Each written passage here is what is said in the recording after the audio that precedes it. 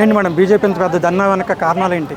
ఏంటంటే సీఎం రేవంత్ రెడ్డి గారు మహిళలకు ఇచ్చిన 6 పథకాల గురించి ఇప్పుడు ఈ ధర్నా చేయడం జరుగుతుంది.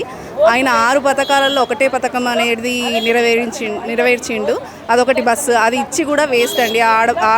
ఏదో ఎక్కడైతే బస్సెస్ తిరగాల్సిన బస్సెస్ కూడా అక్కడ చాలా బస్సెస్ ఆపే చేయడం జరిగింది. ఇంకా మహిళలకి మహాలక్ష్మి పథకం ద్వారా ఒక 2500 ఇస్తా అన్నాడు, అది ఇవ్వలేడు. 4000 పెన్షన్ చేస్తా అన్నాడు. 18 ఇయర్స్ దాటిన అమ్మాయిలకు స్కూటీ, కాలేజ్ గోయింగ్ స్టూడెంట్స్కి స్కూటీ అన్నారు, ఆ స్కూటీ కూడా ఇప్పటివరకు ఏది లేదు.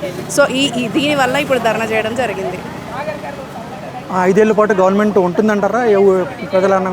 అది చెప్పలేమండి. ఇప్పుడు చూస్తుంటే అయితే 5 నెలలు కాదు, ఇంకొక 5 ఏళ్ళు కాదు, ఇంకొక ఏడాది వరకు కూడా ఉంటుందో ఉండదో అనేసి.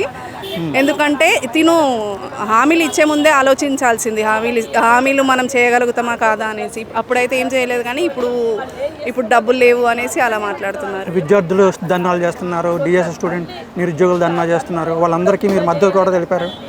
ఇవన్నీ ఎందుకు జరుగుతున్నాయి అనుకుంటున్నారు? అంటే రేవంత్ సర్కార్ ఫెయిల్ అయినట్టేనా? అంతే అండి, ఫెయిల్ అయినట్టే కదా. ఇప్పుడు ఆయన అన్నది ఏది చేయలేకపోయినాడు.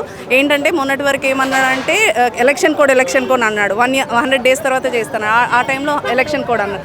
ఎలక్షన్ కోడ్ అయిపోయి కూడా ఆల్మోస్ట్ 2 months అయిపోతుంది. ఇప్పటి వరకు ఏది అసలు ఏం చేయాలి ఏం చేయొద్దు అని కూడా మాట్లాడలేదు.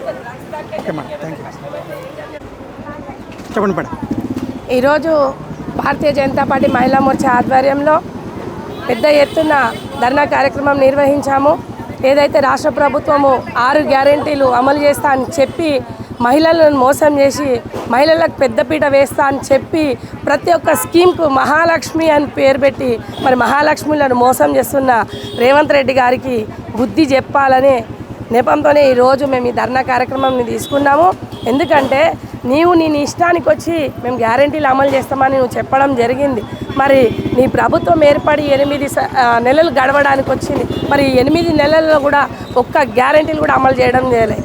ఒక్కటి మాత్రము ఫ్రీ బస్సు పెట్టి మహిళల యొక్క ఆత్మగౌరవాన్ని ముఖ్యంగా దెబ్బతీస్తారు. ఎందుకంటే ప్రతి ఒక్కరు వీడియోలు వైరల్ చేస్తూ కొట్లాడుకుంటారు.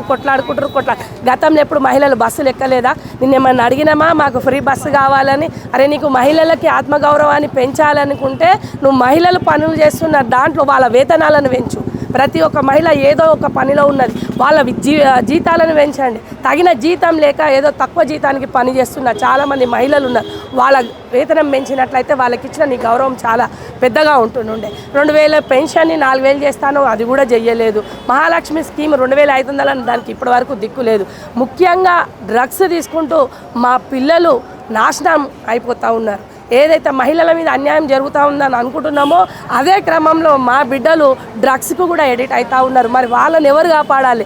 డ్రగ్స్ మీద ఉక్కుపాదం పెడతాను నువ్వు చెప్పినావు, మరి ఇప్పటి వరకు కూడా దాన్ని పట్టించుకున్న గతి లేదు. ఏంటంటే ఎక్కడ లేని అన్యాయాలని తెలంగాణ రాష్ట్రంలో ఘోరాలు చిన్న పిల్లల మీద అత్యాచారాలు జరుగుతూ ఉన్నాయి. ఇవన్నీ కూడా డ్రగ్స్ తీసుకోవడం వల్ల ఈరోజు జరుగుతూ ఉన్నది. చిన్న పిల్లలతోటి మొదలు పెట్టుకుంటే పెద్ద మహిళలకు కూడా ఈరోజు రక్షణ లేదు. కన్న తండ్రి మీద ఆ బిడ్డను నమ్మే పరిస్థితి లేదు ఈరోజు. మరి ఇట్లాంటి ప్రభుత్వము హోమ్ మినిస్టర్ని నీ చేతిలో పెట్టుకున్నావు, విద్యాశాఖని చేతిలో పెట్టుకున్నావు. మరి అన్నీ నువ్వు ఒక్కడవే చూసుకుంటావా? మిగతా వారికి కూడా నువ్వు ఇచ్చి వాళ్ళ భద్రత గురించి స్పెషల్గా ప్రత్యేకంగా వాళ్ళను చూసుకునే విధంగా ఏర్పాటు చేస్తే బాగుంటుంది. అదే కాకుండా ఏవైతే నువ్వు చెప్పినావో ఖచ్చితమైన 6 గ్యారెంటీలను నువ్వు ఇమీడియట్గా ఇంప్లిమెంట్ చేయాలి.